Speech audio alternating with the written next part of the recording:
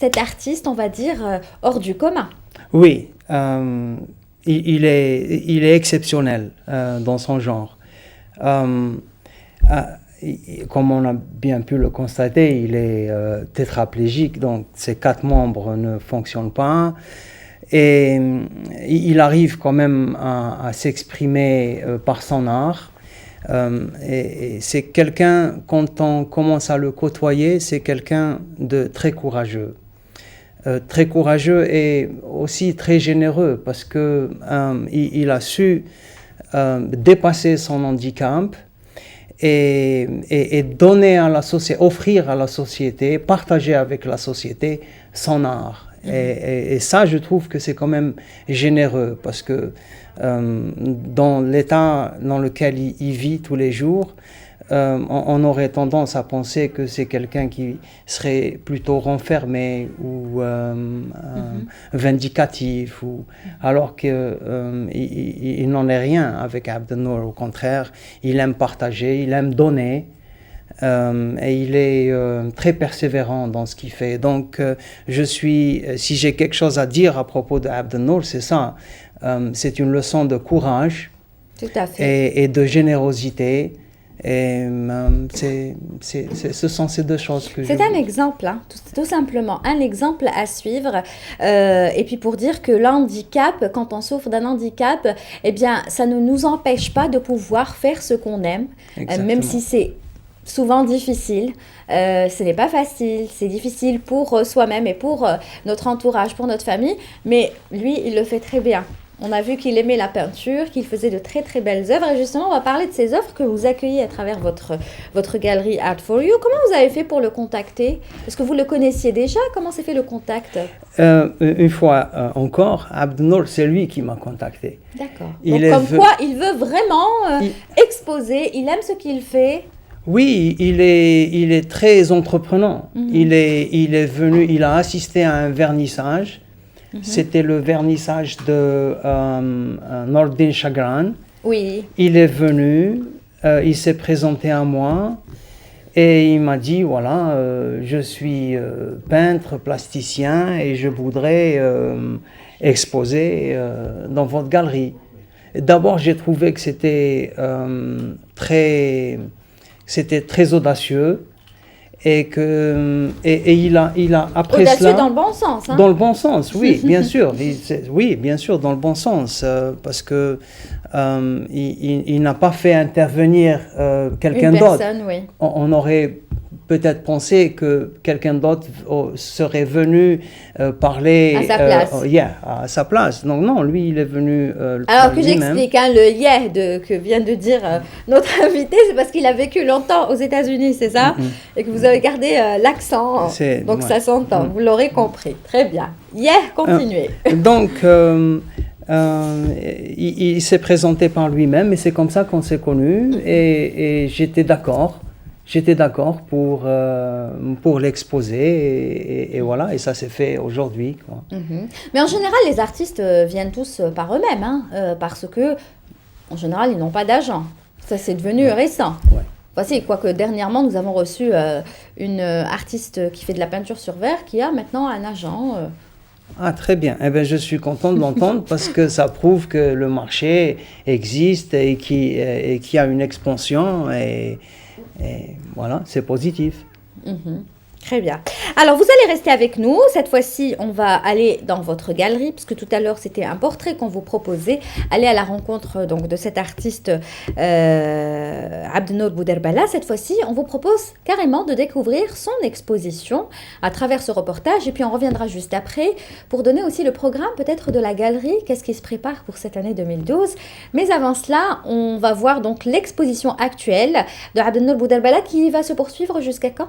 Au 30. Jusqu'au 30 de ce mois. Jusqu'à Ensuite, la fin de ce ce mois. sera nouveauté. Non, ne dites pas maintenant. Okay. Ce sera tout à l'heure, après le reportage. On y va.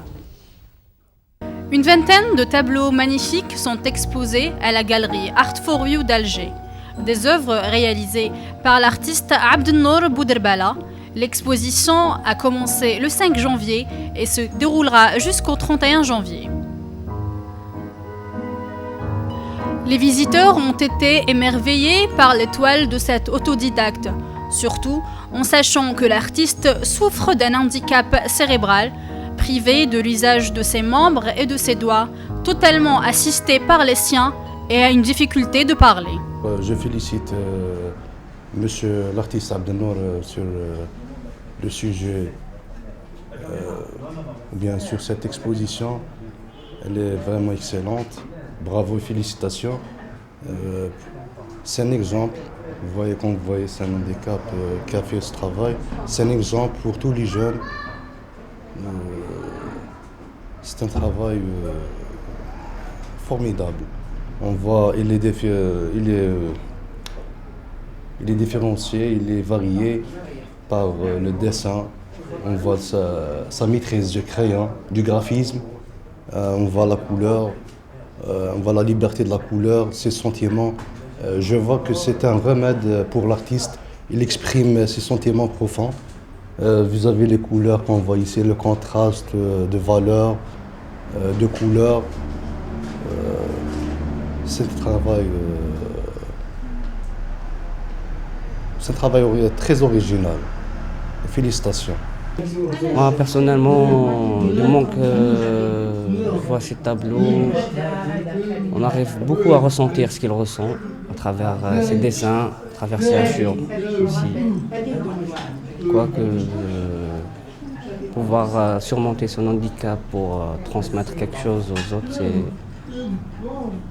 beaucoup. C'est déjà quelque chose d'énorme par rapport à lui. C'est touchant pour un premier point, c'est encourageant pour tous les handicapés. Et malgré que quelqu'un est handicapé, ça n'empêche pas de se manifester, de donner leurs idées, des trucs comme ça, c'est intéressant. Bon, c'est une belle exposition, j'étais de passage, j'avais un ami qui m'a dit qu'il y avait une exposition un peu sur les beaux-arts, un truc comme ça. C'est intéressant, c'est pour... exactement, j'avais pas une idée comment ça se passe, et c'est beau pour la culture. Mes tourments, le feu, la société, mon père, angoisse, rage, sont des œuvres parmi beaucoup d'autres. Des moyens que l'artiste utilise pour exprimer ses pensées comme il dit. Chaque tableau veut dire quelque chose. Le tableau La rage, par exemple, est un cri contre la bureaucratie.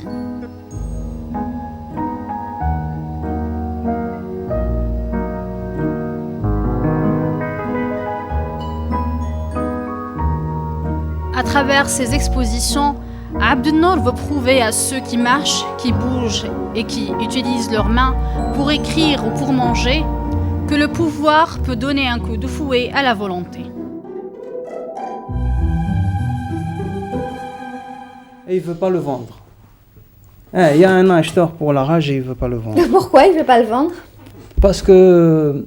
Donc la rage, pour qu'on comprenne bien, c'est celui où il y a une larme? Non. Une personne, enfin le portrait avec une larme? En noir et blanc? En noir et blanc. Voilà. Tu as vu une...